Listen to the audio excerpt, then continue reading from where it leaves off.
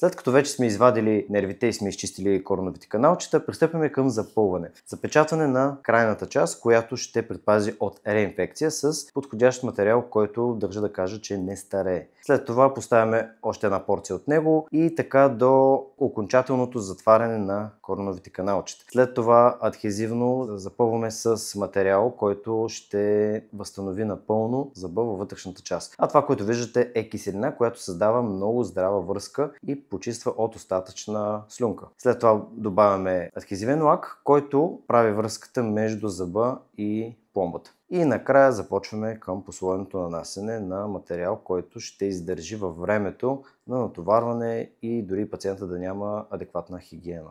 Светваме го и вуаля! Ето и какво представлява изпиляването за коронка. Както виждате, започваме с отстраняване на излишните зъбни тъкани, които ще ни пречат, за да може да осигурим място за поставянето на коронка, която ще предпази зъба от фрактура. И след това, след като сме взели отпечатък и е изработена, я поставяме върху зъба. Сега е момента да си запазиш част през линка в билото ми и се възползвай от една консултация.